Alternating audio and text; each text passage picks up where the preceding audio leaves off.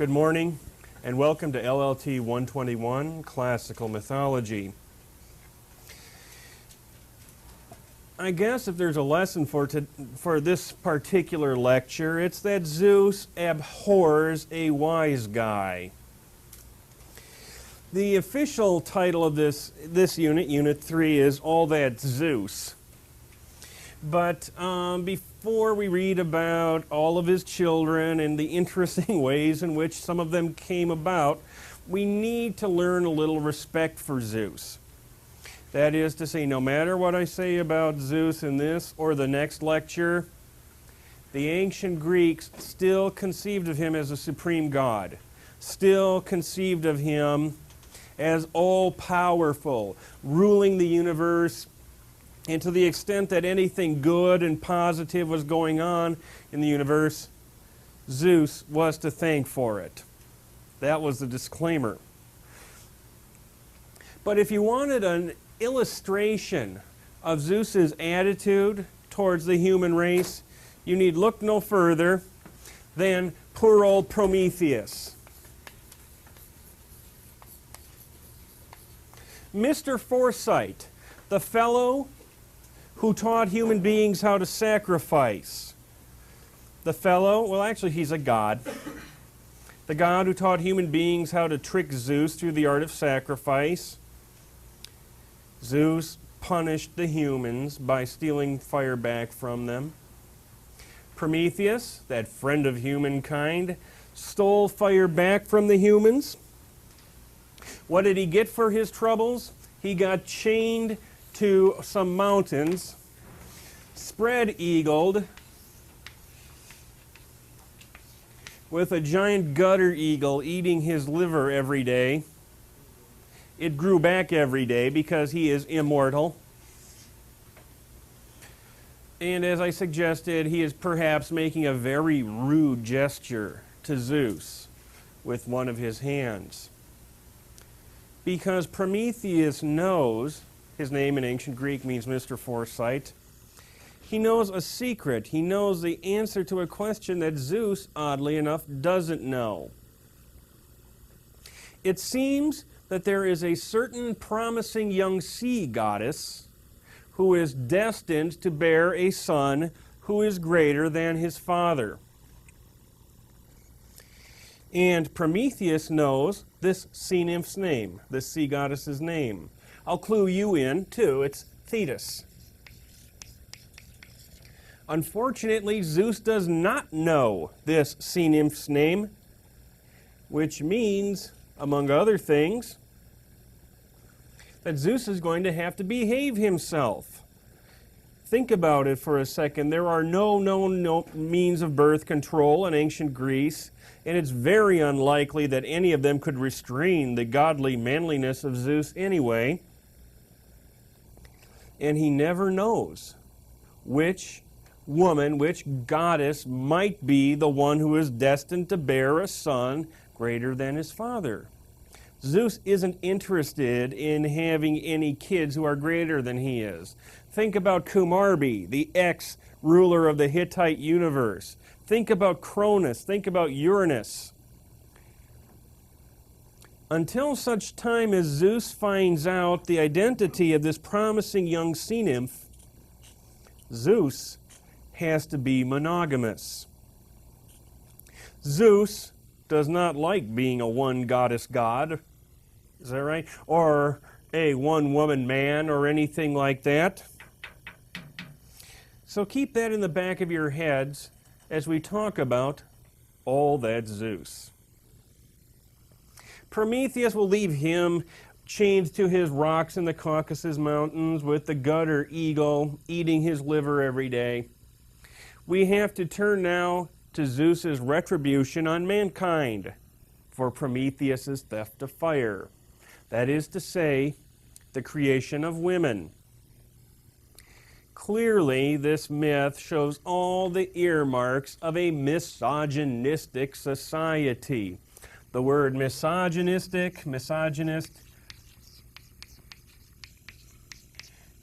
misogynist denotes somebody who hates women. according to this myth of the creation of womankind, Zeus decided to punish mankind by getting together with all of the other gods and goddesses but Prometheus, and forming out of clay and water a creature in the shape of the goddesses. Now right there, I got to stop. One of you bright people is going to say, how is it that if gods exist and goddesses exist, all humans were male? That boggles the mind.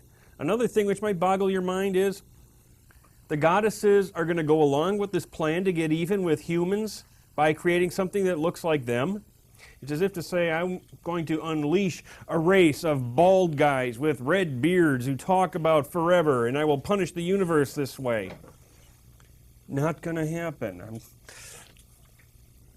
At any rate, they create her on the ancient Greek equivalent of an assembly line.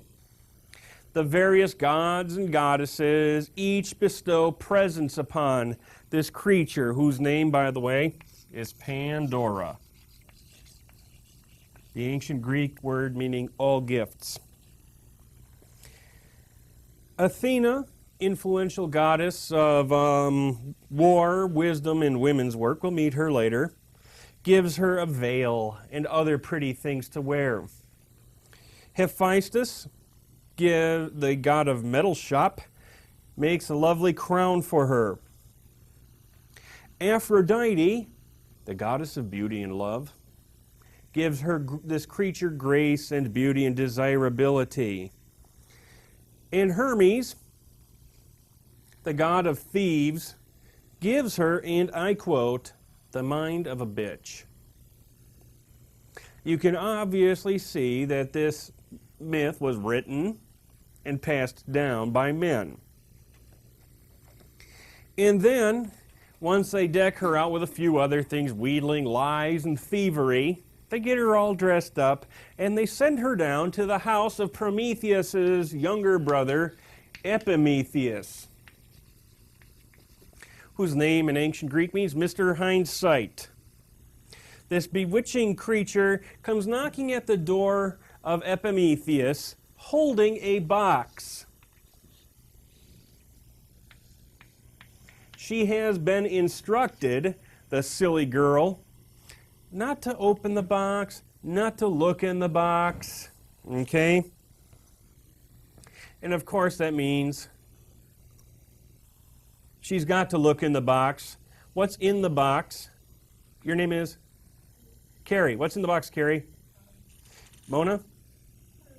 Pandora's box? You don't know what? All the evil. There's doom, despair, and agony, and all of the other horrible things, male pattern baldness. She's told not to open it, and there's also hope. Hope is in the box. But we don't know that yet. Epimetheus answers the door, and even though he's been told by his brother Prometheus, some point in your life, there's going to be a creature knocking at your door called a woman, she's going to be holding a box, which she's been told not to open. Please do not open the door, because it will be a fat lot of trouble for the whole universe. Prometheus actually told Epimetheus this. But like younger siblings throughout the history of humanity, the younger sibling does not listen to the wisdom of the older sibling. And Epimetheus lets Pandora into the house. Pandora comes into the house and opens her box. And out of the box fly all the evils of the world. Death, hatred, disease, high cholesterol, and the like. And the only thing that remains in the box is hope. The interpretation of this, well, interpretation number one is that this box, Pandora's jar or box, obviously is a symbol of the womb. You can blame women for unleashing from the womb all of their troubles on the world. All troubles begin in the womb, and, well, that's actually correct. Okay? Your troubles are all due to your existence, and your existence begins in the womb. It is also fundamentally misogynistic in that it assigns all blame for all evils to females. Okay? If Pandora had just kept the box closed like she was told to, obviously we wouldn't have all of these problems here. I pause for your questions. We could beat this one to death. It's worthwhile. Your name is? Jeremy. It's still Jeremy. Go ahead. Why did she go to Prometheus' brother's house? She was told to. Why did it seem to her? To punish, because I think I'll make up a good answer for this. Because they knew, being gods and goddesses, that he would be stupid enough to let her in. He fell for that. Okay, that was good, yes. Who told her to go? The gods. Just to get even with the box? Yeah, exactly. They wanted to use both her and the Prometheus. Yes, that's correct. That is to say, Mark's question is, why did the gods send her there? Why did they send Pandora to Prometheus? Remember that the gods and goddesses are, for whatever reason, trying to get even with humans for a perceived injustice. The gods and goddesses have, if you will, been dissed. They have been disrespected. And remember, the lesson of today's class is Zeus abhors a wise guy. Actually, I can even give you a buzzword now. I'll give you a buzzword which is usually good for at least 2 points on any essay exam. The word is hubris. Hubris is the crime of thinking you are equal to or greater than a god. Thinking that you are greater to or greater than or equal to a god. And the punishment is either death or something that makes you wish you were dead. Greek and Roman mythology is just filled with scads of hubris. Gods and goddesses getting even with humans who get fat heads for some reason. You push the envelope a little too far, boom, whap, you're gone. Prometheus, even gods can suffer from hubris sometimes, but since Prometheus is a god, he just gets something that makes him wish he was dead, stretched out on a mountain with a gutter eagle eating his liver every day. Only hope remains. So on and so forth. So much for Hesiod's explanation. I might also point out that Hesiod, who lived around 750 BC, believed that every word he put in his poetry was true. Hesiod believed that it happened just as I'm describing it to you. Hesiod also had a theory on why it was that Zeus eventually let Prometheus off the rock. I haven't forgotten about you, big guy. According to Hesiod, Zeus decided that Hercules, or Heracles, should take Prometheus off of that rock. According to Hesiod, Zeus did this, had Hercules take Prometheus off the rock, in order to honor Hercules. Your name is? Jeremy. Jeremy, you got a problem with that version? You don't? Have I taught you no better than that? Your name is? You got a problem with that version of the myth? Yeah. Okay, tell me about it. Why would he do that for a goddess? Pardon? Never mind. There should be, somebody should have a problem with this version of the story. Have I raised you all to be schmooze? Nobody has a problem. Yes. Why would that be honoring him when kind of disrespect to the gods for taking Prometheus off the mountain? Yeah, that is kind of bogus. He just decided to honor Hercules? He has lots of kids. Why Hercules? Why else? Who else has a problem with this version of the story as I'm telling it? Greer, are you Greer? You got a problem with this version of the story? Okay, tell me about it. Pardon? Yes. Matt. Whoa, that's a pretty good one too. Yeah, exactly. Well, Hercules is half mortal. I don't know. I can't answer that one. Thanks. Thanks a whole lot, buddy. Anybody here get the idea that Hesiod is just covering up for the big Z? What's the real reason why Prometheus comes off that rock? Prometheus knows the name of a certain promising young sea nymph with whom Zeus must not perform the act of love. Because this promising young sea nymph named Thetis is destined to bear a son who is greater than his father. Zeus must avoid this nymph at all costs, but he doesn't know what her name is. So he must avoid all nymphs at all costs. And he's tired of that. Yes? I was going to ask if he knew that this person wasn't seen it that way. Yeah, you're being a literalist, son. He knows that it's female. He knows there's somebody female with whom he is not permitted to sleep. He just doesn't know her name. I didn't know if he could narrow his options. Nope, no options. He's desperate. Why won't Hesiod tell us this version of the story? What's your name? Jared. I knew that. Jared? Makes Zeus seem kind of weak because he's not all-knowing and all-powerful. Makes Zeus seem like he's not all-knowing. It makes it seem like Zeus's thinking is done by a certain organ of his, which is not his brain. And Hesiod doesn't want that information to get out. And so he makes up this patently false, bogus story. Oh, Hercules did it. I pause for your questions. That's the version of the story that gets out in 750 BC from our friend Hesiod.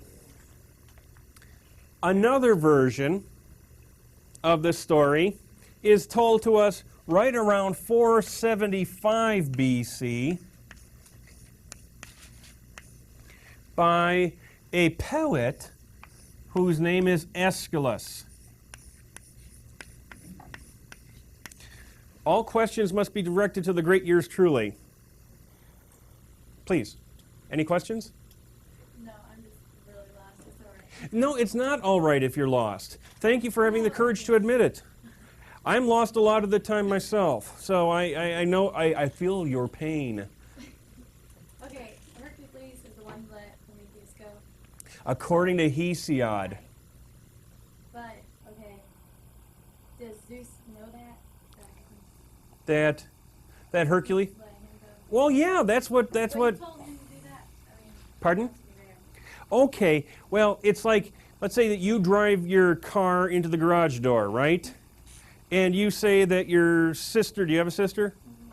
You say that your sister did it. Okay, when in fact you did it. But you try to cover your tracks by saying Heather did it. Okay, I just made up your sister's name. It's the same thing here. Hesiod doesn't want to say Zeus let Prometheus off the rock because Prometheus knew the sea nymph's name that he was supposed to avoid. You know, he knew the name of the one sea nymph that Zeus couldn't do it with, because that would make Zeus look like a jerk. And Hesiod doesn't want Zeus to look like a jerk any more than you want Jennifer to look like a bad driver, right? And so Hesiod in the year 750, because he feels compelled to cover up for Zeus, makes up this bogus story about how Hercules did it, because Zeus wanted to honor Hercules. Does that help a little bit? I thought that was a pretty good explanation too. Other questions? Yes? I'm not reading a bit much into Hesiod's. It's reading a whole lot into Hesiod's story, as a matter of fact. But I think the bottom line is that he is trying to honor Zeus and consequently deletes myths that are, could be construed as disrespecting Zeus.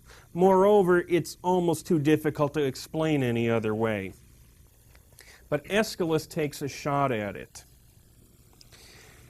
If you subtract 750 from 475, you get the number of maybe 275, either the number 275 or some other number. That's almost 3 centuries, folks. From the years 750 to 475, Greek life, the life of your average Greek schmuck or schmuckette in the street, became much kinder and much gentler. Moreover, in the years between 750 and 475, the Greeks made a number of interesting discoveries, like writing, like medicine, philosophy, theater, the notion that maybe the earth is all made out of one substance. It's all made out of water. Or maybe it's all made out of earth. There's a lot of intellectual development going on between the years 750 BC and 475 BC. Consequently, the Weltanschauung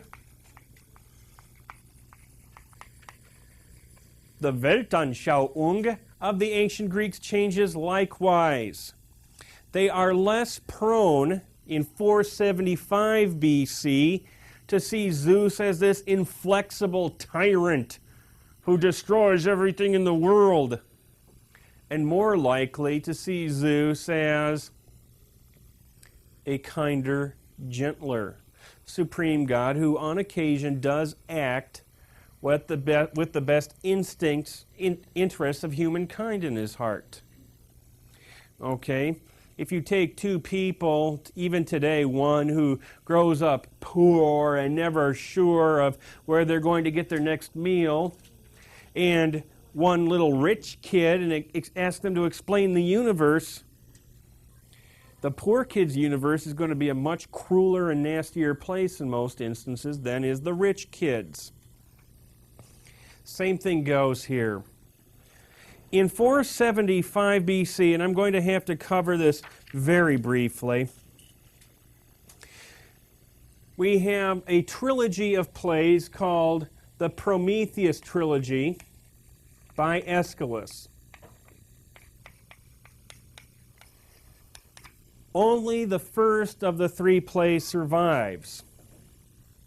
The second and the third are lost. The first of these 3 plays is called the Prometheus Bound. And if you like action and dramatic action in your plays, this is not the one to read or watch. It's just Prometheus standing there with his arms stretched out and a gutter eagle eating his liver every day. And various people come up and talk to him about things.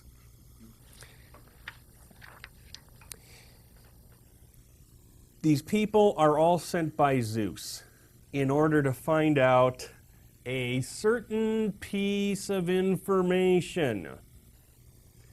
Who is the promising young sea nymph that Zeus is not supposed to sleep with? The first pair of so-called persuasive people are named Force and Strength. Right off the bat, this should give you an idea of where Escalus is coming from.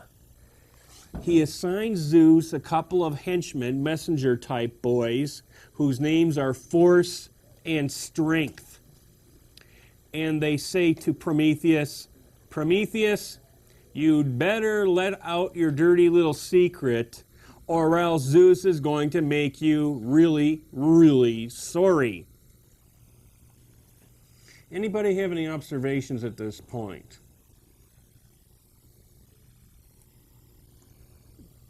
Yeah? Zeus is like all powerful and stuff. Why didn't he just come himself and be that? Because it would make for a bad play. Okay, I can answer that one quite easily. Yes, Crystal. Why was he so worried about it? I mean, why did he think that Prometheus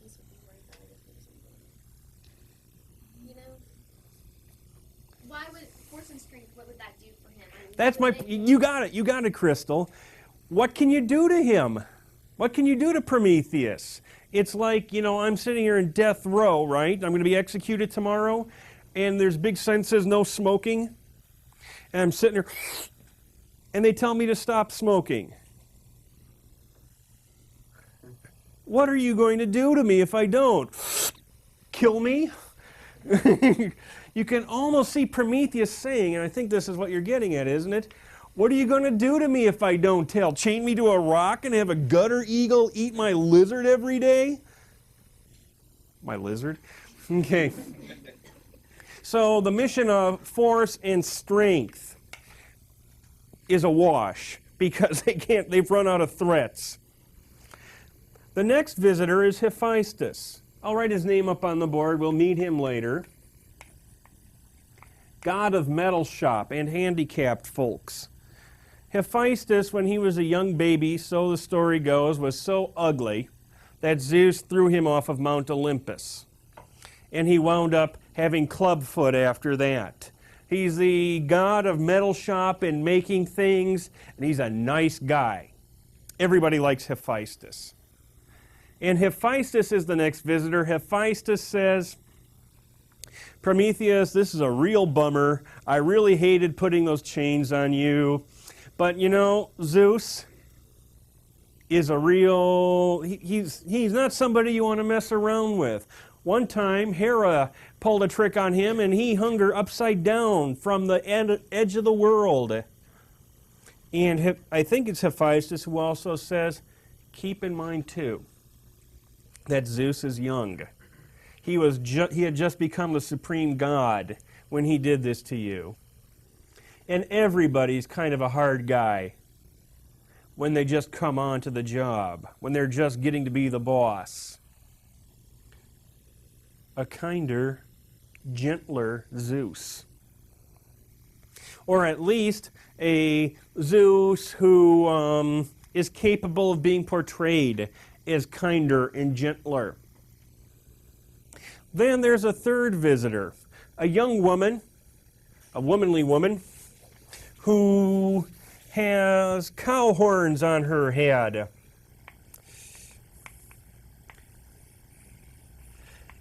Why cow horns? Who knows? Her name is Io.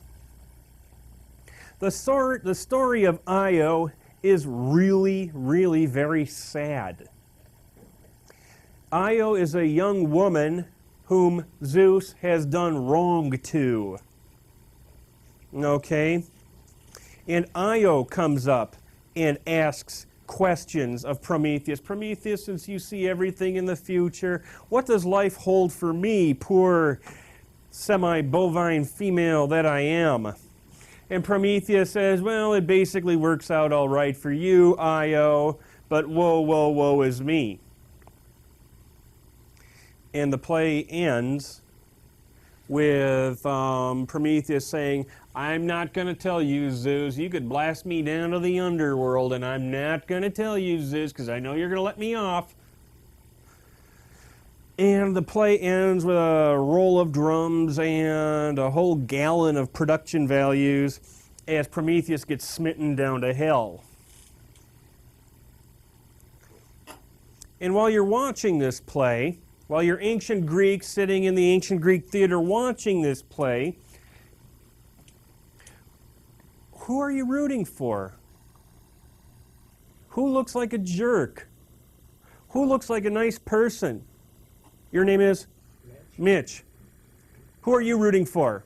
Well, they're one or the other, Mitch. Well, they're portraying Prometheus as kind of a jerk for resisting and basically sticking his tongue out at Zeus. Yeah. Okay, another opinion. Your name is? Regina? Regina, who are you rooting for? How many of you are rooting for Prometheus? How many of you are rooting for Zeus? Why are you rooting for Zeus, Phil? Well, Zeus is being shown as the kinder and gentler person, and he's just trying to ask Prometheus, a question, Prometheus is refusing it. That's a good way of putting, you got a point. Because Escalus is making Zeus look like a jerk. But by the same token, Escalus is a true believer. Escalus is fighting for a way to explain why Zeus does bad things like this while fundamentally being good. In much the same way I suggest that, somebody might, when they lose a loved one, and they wonder, why does this person whom I loved, why were they taken from me by a kind and loving God? There's some wrestling involved there too. Well, at any rate, Prometheus goes, nah, nah, nah, nah, nah, nah, and he gets blown down to the underworld. We don't have the rest of the plays. We don't have the second or third play in the series. But from fragments, we do know that Zeus does indeed let Prometheus off the mountain. Escalus does not come out and say he did it so he could find out the name of the promising young sea nymph. That would be too much disrespect. That would be hubris, even for Escalus. The points that I'd like you to take down, the point that I'd like you to keep in the back of your mind is that in 750 BC, Hesiod, the true believer, the fundamentalist believer in everything he said, had to resort to this story about how Zeus decided in the goodness of his heart to let Prometheus off the rock in order to honor his son Hercules. I know, Kristen, it doesn't do much for me either. Escalus, in 475 BC, in a civilization that was more advanced, that had, I suggest, a more positive Weltanschauung, wrestles with this concept of a Zeus who, at the one hand, could punish Prometheus so terribly for benefiting humankind, and balancing that against his need to believe in Zeus as the supreme ruling force for good in the universe. And this is the best he can do. He seems to suggest, I would say, Escalus seems to suggest that Zeus might be capable of learning from his mistakes. Zeus might be capable of looking at human sufferings and changing his viewpoint, changing his attitude toward the world when he sees human suffering. That's interesting. I pause for a question at this point. Ray, let me have it, Ray. All right. Is there any question or any evidence that Hercules' involvement here is related to any of the 12 labors? Yes. As a matter of fact, it is a side labor to one of his 12 labors, but we'll cover that more in the Hercules unit. He gets a whole week. We're going to have a whole Hercules week in class. Other questions? Farrellyn. Whatever happened to Venus? Oh, she got married. Once they found out that she was the young nymph who was going to bear a son who was greater than his father, they married her off to this mortal dude named Peleus. They had a really great wedding. All the gods and goddesses were invited, except for Eris, goddess of strife, and she showed up anyway with an apple marked for the fairest. But that is a completely different story. Thanks, Farrellyn. Yes. What's your name? Jeremy. Jeremy. Okay, in the story of Hephaestus, how he's thrown off Mount Olympus, Uh-huh. and the story of Prometheus, where his liver is eaten daily, and it grows back. Yeah. Hephaestus was thrown off the mountain, and his feet stayed the same. No, Hephaestus got his foot injury being thrown off of Mount Olympus. That's what I'm saying. Yeah. But yet, Prometheus' liver grew back every day from him. You're threatening me. You know I can't answer that. Why is it that my brother has a disgusting, my dad has a disgustingly full head of hair, and he's old, and whereas mine's receding a little bit. That's just the way it works out. Okay. So much for the age, so much for the creation of mankind. it's time now to go into a different myth, a second myth explaining the ages of humankind. And anybody who says, wait a minute, 2 accounts of the creation of humans? Anybody asking that question gets it right in the head with this eraser. I don't want any literalists right now.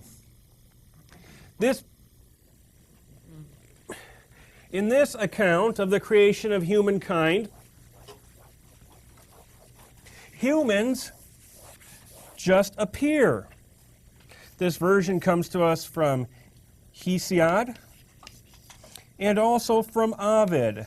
Again, Ovid knows Hesiod's story. He quotes it. Don't you do that. That's plagiarism. Hesiod says, in the beginning, there was an age of people who were golden.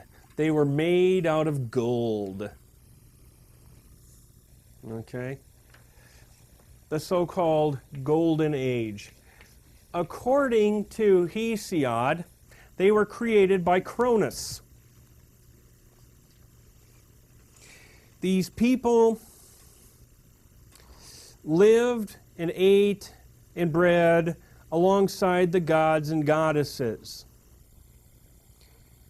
They did not suffer from old age. They did not have to work or build houses.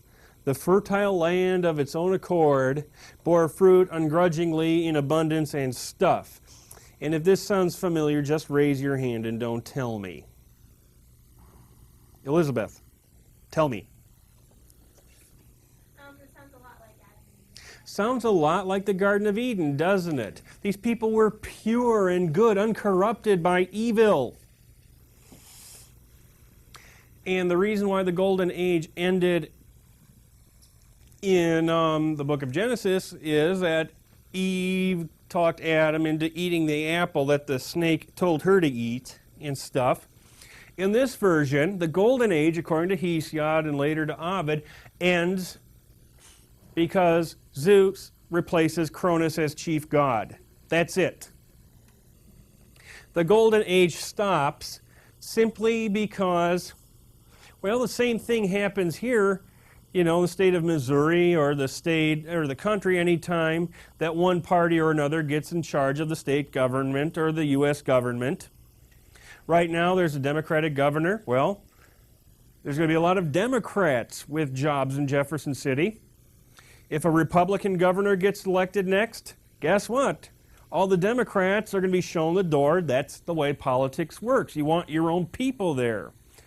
If I got to be president of the university, I would undoubtedly make Matt the vice president for academic affairs. And the present inhabitants of the job could go, whatever. That could be beaten into the ground. But the Golden Age is displaced because it's not Zeus's. Zeus creates an age of silver people. The so-called Silver Age. And I can read to you from Hesiod here. It's pretty short. Then those who have their home on Olympus made a second race of silver, far worse than the one of gold, and unlike it both physically and mentally.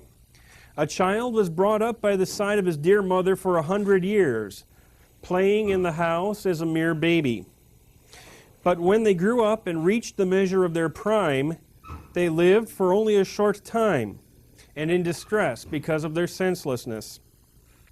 They could not restrain their wanton arrogance against each other, and they did not want to worship the blessed immortals or sacrifice to them as is customary and right. Then, in his anger, Zeus hid them away because they did not give the blessed gods their due. Yeah, also sounds somewhat familiar. This Silver Age is destroyed by Zeus because they did not show the gods proper respect. Moreover, this race of people is destroyed by Zeus because they display violence and arrogance towards each other. The ancient Greek word for violent arrogance is hubris. Okay, they fight with each other. They don't respect the gods. Zeus covers them over with earth. That's the end of the Silver Age. The Third Age, which follows, is the Age of Bronze. Has anybody ever heard of the Bronze Age? Okay, what is a characteristic of the Bronze Age? Oh, Lord. People use bronze. Thank you. People use bronze tools. The underlying conception behind this is that humans can be neatly categorized by their tools. We'd like to think that this was just something, that modern scholars invented. But in the year 750 BC, Hesiod is telling us this story in which Hesiod says this race of people was characterized by their use of bronze tools. And guess what? We're going to have an Iron Age after it. And so on and so forth. And then we had what? The Enlightenment, and then we get what other ages do we have in modern times? The Dark Ages, well, thank you. The Age of Information, pardon? The Computer Age, the Silicon Age, and after that, the Age of Velcro. I myself live in the Age of Velcro. Father Zeus made another race of mortal men, the third of bronze, and not at all like the one of silver. Terrible and mighty because of their spears of ash, they pursued the painful and violent deeds of war. They were terrifying and had dauntless hearts. Great was their might, and unconquerable hands grew upon their strong limbs out of their shoulders. Of bronze were their homes, and they worked with bronze implements. Black iron did not exist. When they had been destroyed by their own hands, they went down into the dark house of chill Hades without leaving a name. How was it that this race of human beings, your name is? Josh? How was it that these Bronze Age type people left the earth?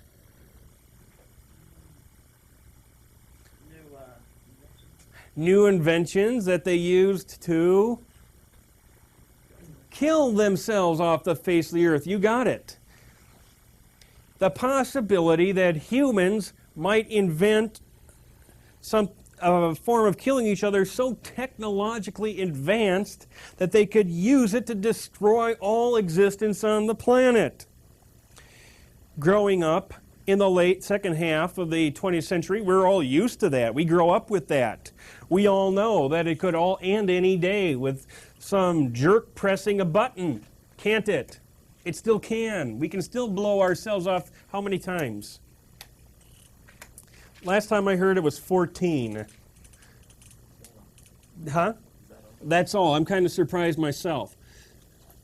In the year 750 BC, Hesiod tells us this myth in which the Bronze Age, the people who discovered bronze, used it to build houses and stuff, but used it to build better war implements, and they used this new killing technology to destroy the entire human race. Bringing up a question that I sometimes like to discuss with people. Maybe we can discuss it next time if we have time. This is a big question. Is technology good or is technology bad? One instance, the telephone. Reach out and touch someone. You want to call someone, say, I miss you. But what's the bad side of the telephone? You don't write any letters, do you? And when you look back 5 years about your special friendship with so-and-so, you just have the memory of a really huge phone bill. Both good and bad.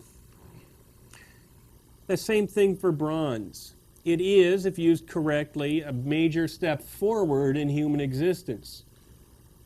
But these silly Greeks of the Bronze Age supposedly used it to kill each other with. And over here we've got an Iron Age. The Iron Age is the age that Hesiod himself lives in. It's really bad. It's wicked. Zeus is going to destroy it any second. As soon as it comes to pass that babies are born with gray hair at their temples and stuff. Okay? And you look at this, and it hangs together very nicely, progressing from more precious metal, gold, to a less precious metal, silver, to a less precious metal, bronze, to a less precious metal of iron. It gets progressively less precious. Moreover, the metals get progressively harder as you go on. Gold, pure gold. I have a stick of pure gold and I hit you over the head with it, Farrellyn, what happens? Splorped.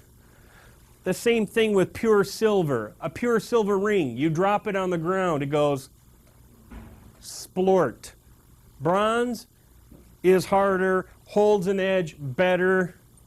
Iron, harder still, holds an edge even better still. And Hesiod predicts that this Iron Age too will pass when Zeus gets so tired of its wrongdoing that he destroys it too. This is really neatly put together, except for one problem. Hesiod sticks a fifth age in here, an age of heroes.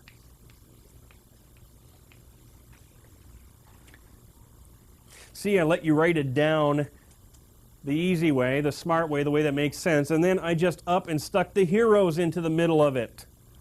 Why did Hesiod stick the heroes in? And I'll give you another hint. They are an up-blip to the Iron Age. Yeah, go ahead, I Farrellyn. wanted to include the memory of like the wars and all the heroes that are actually. Boo! You're a ringer, Farrellyn. But thanks, that's all right. I couldn't have explained it better myself. Now let's just say, for example, we got a couple minutes yet, that we are all like Hesiod. We are all the sort of people who like to climb on a soapbox and complain about how the universe started out really good, you know, Garden of Eden, and is getting so bad now that it's going to fall apart any minute. Okay, the old 100 to minus 5 bit. Okay? We're all preaching the imminent doom of the world. I suggest if we are of the Christian faith, we could find one up blip, the birth of Jesus Christ. Okay? And then another down blip as we mess that up. If you are an American patriot, you can hold up as the one decent event that gave hope to human existence. You could hold up July 4th, 1776, the foundation of the United States of America. Or if you are utterly egocentric, you could hold up your birthday as the one up blip, as the one telltale hope for human society that was ultimately crushed. But Hesiod, oh God, Hesiod, being a good, patriotic Greek, wants to honor the memories of Achilles, Agamemnon, and all of those other, Ulysses, those other great Greeks we're going to read about later on this semester. He honors them by saying, yeah, the Bronze Age stank. Then the heroes were an improvement. But my own age. However, in our next class, we will read very briefly Ovid's reworking of this Ages of Humankind story, and we will meet Zeus and his other Zeuslings besides. Thank you very much. You've been a very good class.